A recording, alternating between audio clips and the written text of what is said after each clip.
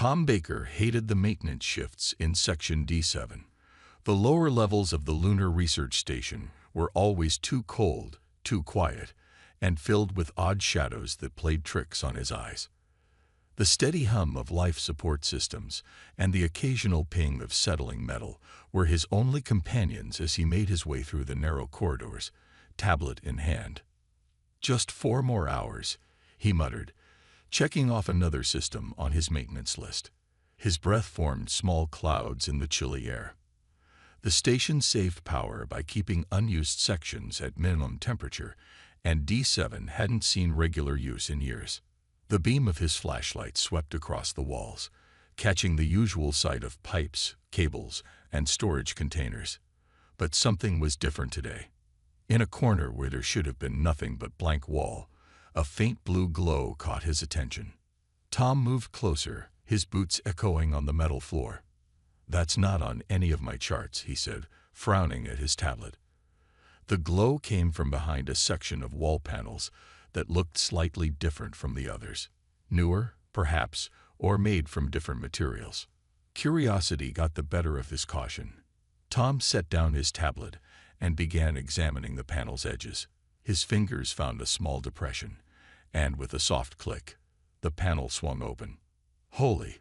The words died in his throat. Behind the panel was a chamber he'd never seen before, roughly the size of a small bedroom. In its center stood what could only be described as a stasis pod from every science fiction movie he'd ever watched.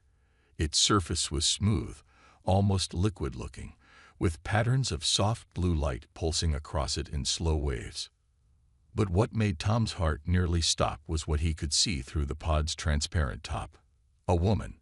At least, she looked mostly like a woman, except for the faint silvery sheen of her skin and the delicate patterns that swirled across her face like luminescent freckles. "This can't be real," Tom whispered, pulling out his communicator. He needed to document this before reporting it. The station's science team would never believe him without evidence. His hands were shaking as he tried to take pictures. The communicator slipped from his grip, bouncing off the pod's surface with a musical chime. Tom lunged to catch it, his elbow hitting a series of symbols that lit up at his touch. The pod made a sound like a deep breath. "No, no, no." Tom backed away as the blue lights began pulsing faster. The surface of the pod rippled like disturbed water, and a seam appeared down its center. With a soft hiss, the pod opened like a flower blooming in spring.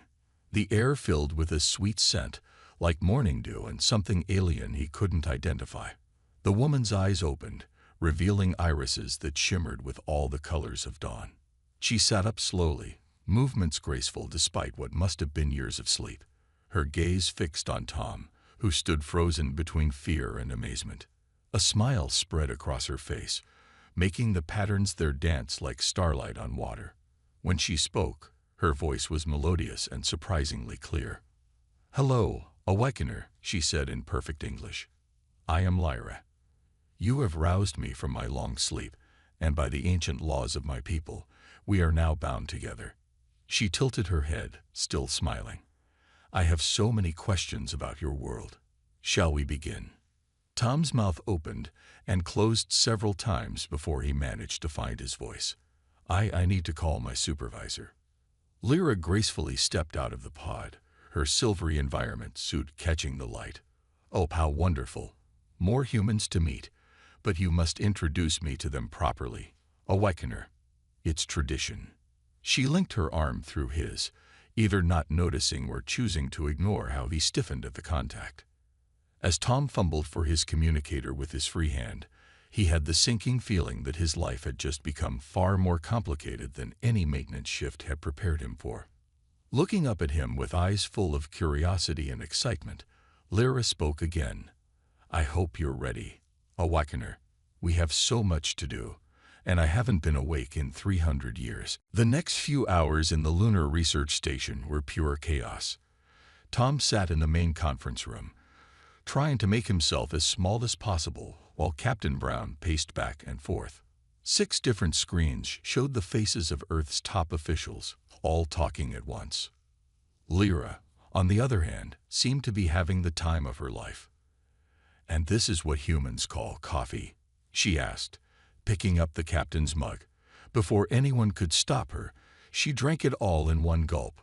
"Oh, the molecular structure is fascinating, though you really should add more sugar." "Miss Lyra," Captain Brown said, rubbing his temples, "could we please focus on the matter at hand? You mentioned a threat to Earth." Of course," Lyra said, but instead of addressing the captain, she turned to Tom. "Awakener, shall I tell them about the darkness?" Tom shifted uncomfortably in his chair. Ever since he'd found her, Lyra refused to speak directly to anyone else. According to her, tradition demanded all communication go through the one who woke her. "Please, just tell them," Tom said, aware of all the important eyes watching them. Lyra's usual cheerful expression became serious. "My people, the Guardians, discovered something terrible 3 centuries ago. A force that devours civilizations. We called it the darkness." She drew patterns in the air, and suddenly holographic images appeared, showing vast shadows moving between stars. "How did you do that?" Dr. Wells, the station's chief scientist, leaned forward, his eyes wide. "Oh, simple quantum manipulation," Lyra said to Tom, completely ignoring the doctor. "Awakener, please tell the curious one that all advanced races learn this by their equivalent of kindergarten." Tom repeated her words, trying not to smile at Dr. Wells' shocked expression. "We hid ourselves away," Lyra continued, "placing sentinels like me in secret places near promising young civilizations. We wanted to guide and protect them until they were ready." She beamed at Tom. "And now you've awakened me. This means humanity has progressed exactly as we hoped." One of the Earth officials, a stern-looking woman, spoke up. "Are you saying your people have been manipulating human development?" Lyra answered by drawing more holograms, showing familiar human inventions. "Guiding, not manipulating. The microchip. We left the inspiration for that. Internet. A simplified version of our planetary communication system. Though," she turned to Tom with a grin, "you did surprise us with something called cat videos. Those were entirely your idea." The room erupted in questions, but Lyra was already moving on. She walked around the conference table, touching various devices and leaving them glowing with subtle improvements. "Everything here is so charmingly primitive. Don't worry, I'll help you upgrade it all. It's my duty as a guardian, and as your Awakener's companion." "About that," Tom said carefully. "You keep calling me Awakener. What exactly does that mean?" "It means we're bonded." Lyra clapped her hands excitedly. "In my culture, the one who wakes a guardian becomes their permanent partner. We'll be together forever, or at least until the darkness arrives, which should be." She looked at her wrist, where her environment suit displayed incomprehensible symbols. "Oh my, about 6 months from now." The room fell silent. 6 months. Captain Brown's face had gone pale. "Yes," Lyra said brightly, "just enough time for me to prepare your civilization, upgrade your technology, and teach Tom all about being a proper Awakener. We should start right away." She grabbed Tom's hand. "Come on. We need to improve your living quarters. They're much too small for both of us." "Both of us?" Tom squeaked. "Of course. Where else would I stay? Now, about your room's quantum alignment." As Lyra pulled him toward the door, still chattering about improvements and traditions, Tom looked back at the stunned faces in the conference room. Captain Brown just shrugged helplessly.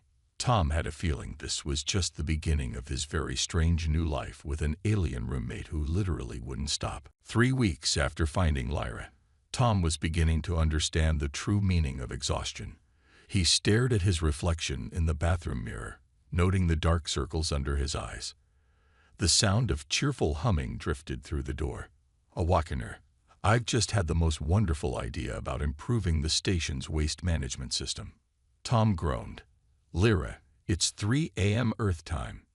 "Time is just a construct," Lyra's voice sang back. And besides, I've already started the modifications. Tom rushed out of the bathroom to find his quarters transformed yet again. Their shared living space now glowed with soft purple light, and strange crystalline structures grew from the walls. Lyra stood in the middle of it all, her silver skin gleaming as she manipulated floating holograms. See, she pointed excitedly. By introducing biocrystal filtration, we can increase efficiency by 400%. Isn't it wonderful? Lyra. Tom tried to keep his voice calm. Remember what Captain Brown said about unauthorized modifications. Oh, that. Lyra waved her hand dismissively. I left him a note this time. Well, I left it for you to give to him, since I can't communicate directly with him. Awakener tradition, and all that. Tom sank into his chair, or what used to be his chair before Lyra improved it with quantum cushioning. Now it felt like sitting on a cloud, which would be great if it didn't keep adjusting its shape every few seconds. You know, he said carefully, on Earth, roommates usually give each other some space sometimes. Lyra's luminescent freckles dimmed slightly, a sign Tom had learned meant she was confused or sad. But we're not just roommates. You're my awakener. In my culture, awakener and guardian pairs spend every moment together. Did you know that the famous awakener Krell and guardian Mira once spent 47 years without being more than 3 meters apart? That's not healthy, Tom muttered. Speaking of health, Lyra brightened again. I've analyzed your sleeping patterns. Humans spend far too much time unconscious. I can help you fix that with some minor neural adjustments. No neural adjustments. Tom stood up quickly. We talked about this. No modifications to human biology without approval from the medical team. But they take so long to approve things. Lyra pouted. And I have so many ideas. Did you know your brain only uses about 10% of its potential? I cooled. That's actually a myth, Tom interrupted. And please stop scanning my brain while I sleep. Lyra moved closer, her eyes swirling with colors. I'm just trying to help. The darkness will be here in 5 months and 3 days now. We need to be prepared. And as my awakener, you need to be operating at peak efficiency. Tom was about to respond when his communicator buzzed. It was a message from Dr. Wells. The station's temperature regulation system is doing something strange. All the plants in the hydroponics lab are growing at 10 times their normal rate. Would this have anything to do with your roommate? Lyra, Tom said slowly, what did you do to the hydroponics lab? Oh, that. She clapped her hands. I couldn't sleep. Not that I need to sleep, really. So I thought I'd optimize the food production systems. Now the plants produce 1,000% more oxygen and nutrients, though there might be some minor side effects. Another message popped up. The tomatoes are glowing, and I think one of them just moved. Tom grabbed his jacket. We need to fix this. Now. Adventure time. Lyra linked her arm through his. You know, this reminds me of the time Guardians X accidentally evolved some sentient vegetables. They developed a whole civilization in their hydroponics bay. It was quite charming until they tried to take over the ship's navigation systems. As they hurried toward the hydroponics lab, Tom wondered if all awakeners in history had faced similar challenges, or if he was just specially blessed with the most enthusiastic guardian in the universe. The way Lyra was chattering about the benefits of intelligent plant life, he suspected the latter. At least the growing space vegetables would keep her occupied for a few hours. Maybe he could finally get some sleep, assuming his quantum-enhanced bed didn't try to optimize his rest cycle again. Tom was in the middle of explaining to Captain Brown why the station's coffee machines now produced drinks that changed flavor based on the drinker's mood when all the alarms went off at once. The lights flickered, turned red, and a deep, rumbling sound filled the station. What's happening? Captain Brown demanded, rushing to the control room's main console. Before anyone could answer, Lyra burst through the door, moving faster than Tom had ever seen her move. Her usual playful demeanor was gone, replaced by an intensity that made her luminescent patterns pulse rapidly. Awakener, She grabbed Tom's arm. It's here. Well, not here, but close enough to detect. The darkness just entered the outer solar system. The main screen crackled to life, showing a strange pattern of distortions in space near Neptune. Dr. Wells adjusted his glasses, staring at the readings. I've never seen anything like this. It's as if space itself is being eaten. That's exactly what's happening, Lyra said, speaking to Tom but loud enough for everyone to hear. The darkness doesn't just destroy planets or civilizations. It consumes reality itself. My people spent thousands of years studying it. She waved her hand, creating a holographic display that showed the solar system. A massive shadow crept along its edge, distorting everything it touched. We have less time than I thought. At its current speed, it will reach Earth in 3 months, not 5. But you can stop it, right? Tom asked, trying to keep the fear out of his voice. That's why your people left you here. Lyra's expression softened as she looked at him. Yes, but I need your help, Awakener. All those improvements I've been making to the station. They weren't just random upgrades. Each one is part of a larger system, a defensive network that spans your entire solar system. Captain Brown stepped forward. You've been preparing us this whole time. Of course. Lyra beamed. Though some of my preparations got a bit sidetracked. Those sentient tomatoes in hydroponics weren't supposed to develop telepathy. That was just me showing off. She looked slightly embarrassed, but everything else was necessary. The quantum-enhanced communications, the biocrystal energy systems, even Tom's self-adjusting chair. They're all components of the defense grid. Tom thought about all the strange modifications Lyra had made over the past weeks. Even the coffee machines. Especially the coffee machines. They're actually quantum computational nodes disguised as beverage dispensers. Very sneaky, right? She looked proud of herself. My people believe the best way to hide advanced technology is to make it look like everyday improvements. The station shook again as another wave of distortions reached their sensors. Lyra's expression turned serious. But now we need to activate everything. And that's where you come in, Awakener. She turned to Tom, her eyes swirling with urgent colors. Remember how I said we were bonded? That wasn't just a cultural tradition. The defense system requires both Guardian and Awakener to function. We're going to have to work together, more closely than ever before. What exactly does that mean? Tom asked, though he had a feeling he wouldn't like the answer. Lyra pulled out a small crystal from her environment suit. It pulsed with the same patterns as her skin. It means we're going to have to link our minds. Your human perspective combined with my Guardian knowledge. That's the key to fighting the darkness.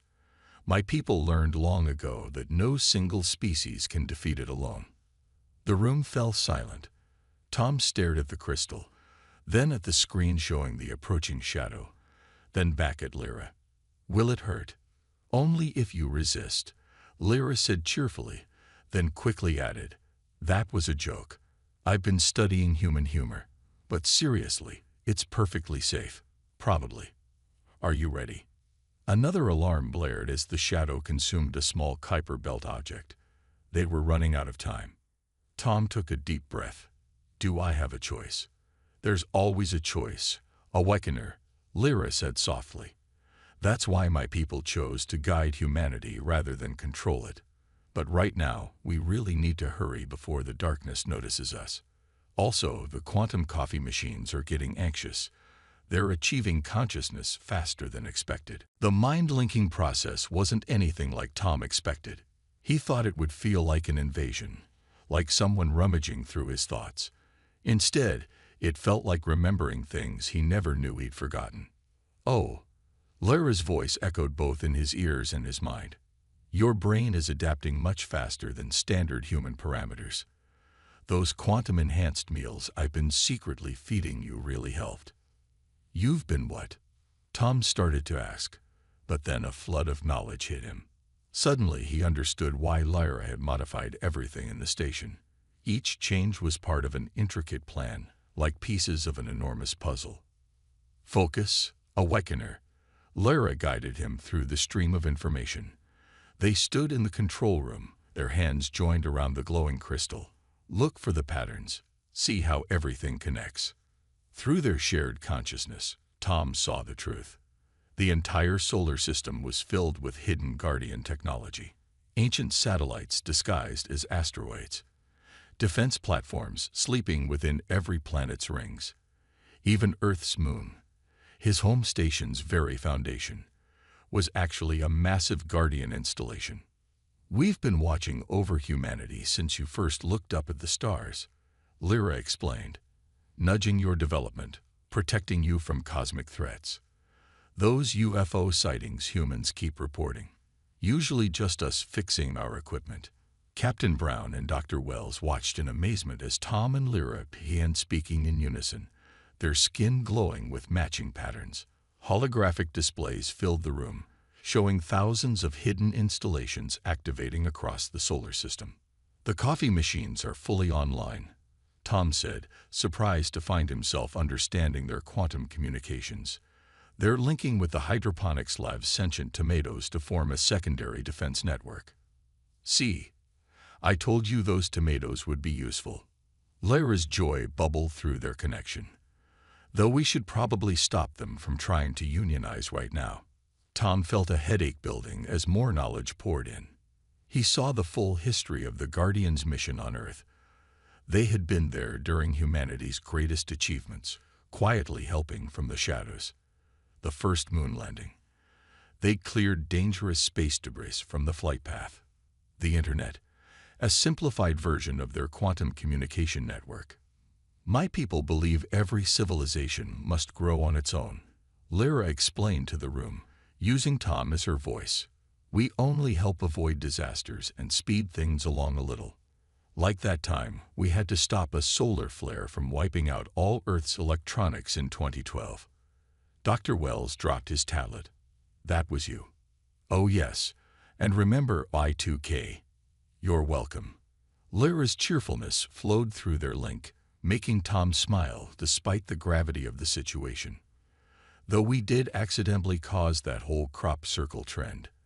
That was just some junior Guardians practicing their geometric art. It kind of got out of hand. Another wave of distortions hit the solar system. Through their shared awareness, Tom and Lyra felt Neptune's hidden defense platforms activating. The darkness is moving faster than expected, they said together. We need to wake up all the systems now. Captain Brown stepped forward. What do you need from us? Coffee. They answered in unison. The quantum-enhanced kind. We need to link all the station's systems, and those coffee machines are actually high-powered quantum computers running on caffeine and probability. As the station crew rushed to help, Tom felt Lyra's presence in his mind turn serious. In their shared consciousness, he saw images of other civilizations that had faced the darkness. Some had survived. Many hadn't. Are you scared? He asked mentally. Terrified. Lyra admitted, her thoughts colored with concern, but also excited.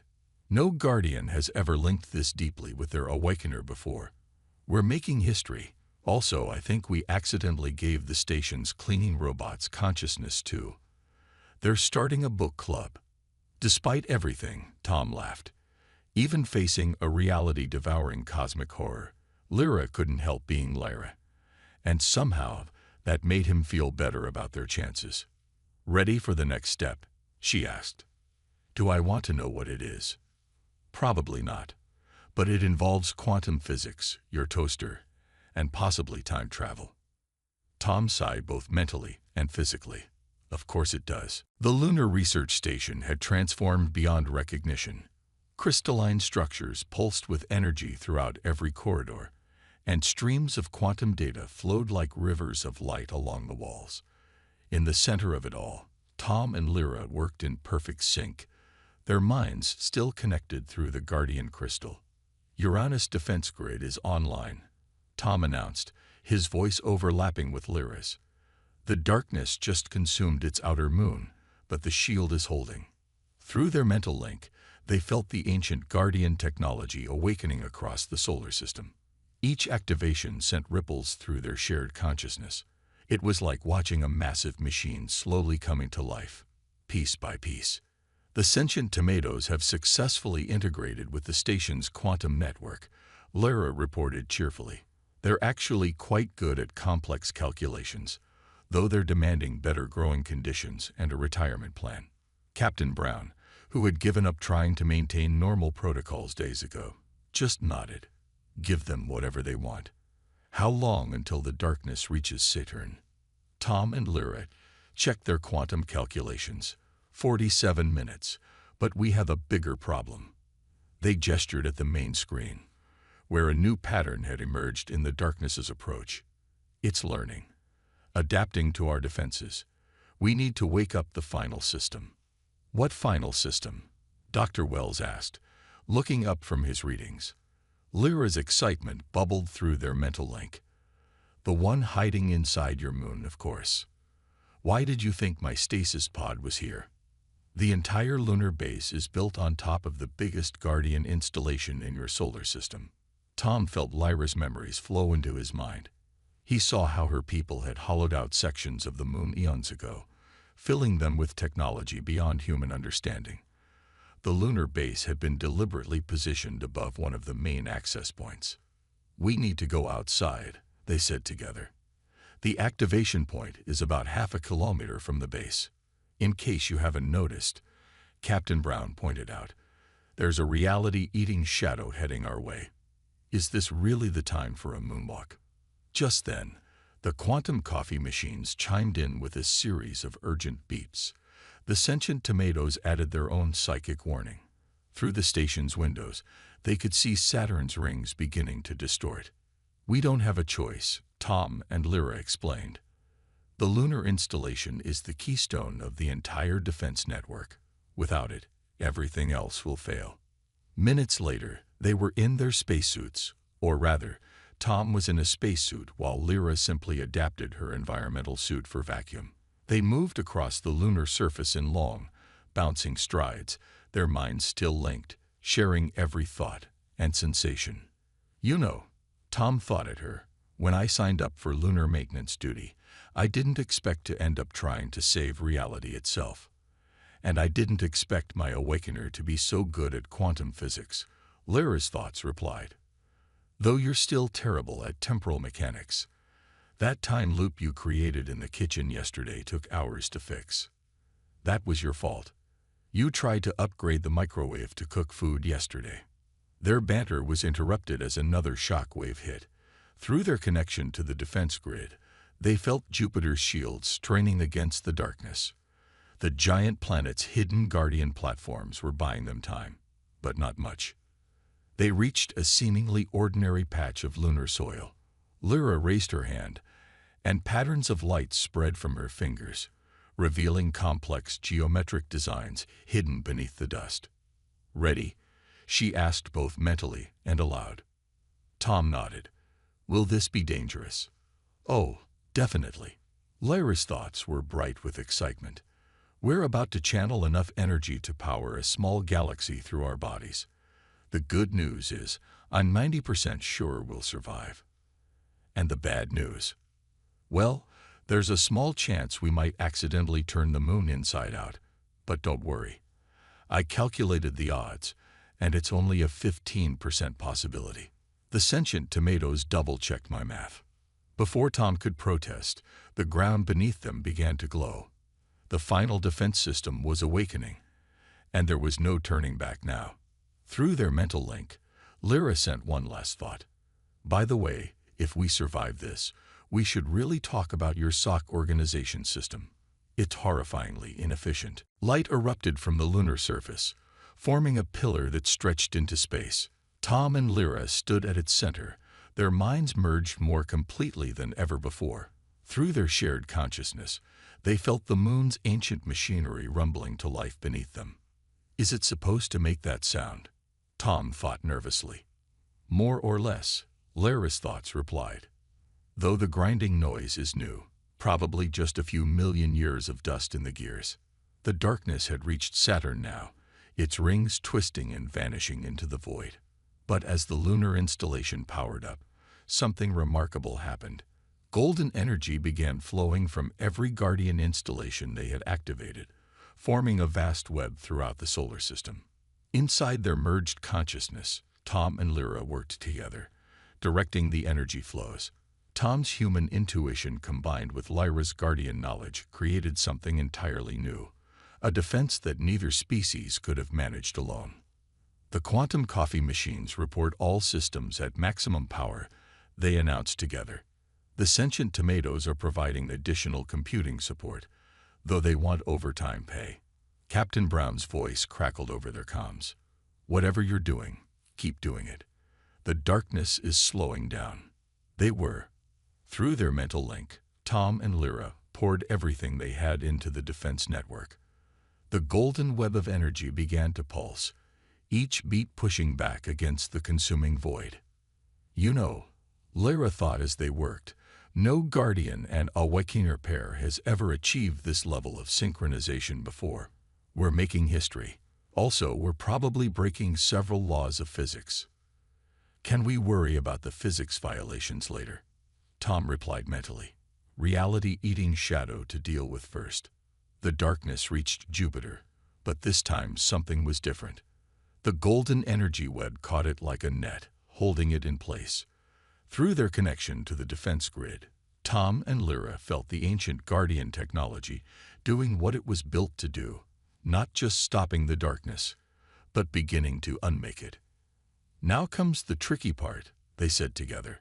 We need to reverse its entropy. It's what? Captain Brown asked over the comms. We're going to turn it inside out. Lyra explained excitedly, like doing laundry, but with the fabric of reality. Tom felt her preparing to channel an impossible amount of energy through their linked minds. Will this hurt? Probably. But don't worry. I once saw a Guardian Awakener pair survive something almost exactly like this. Well, sort of survive. They did end up swapping bodies for a week. Before Tom could protest, Lyra initiated the final sequence.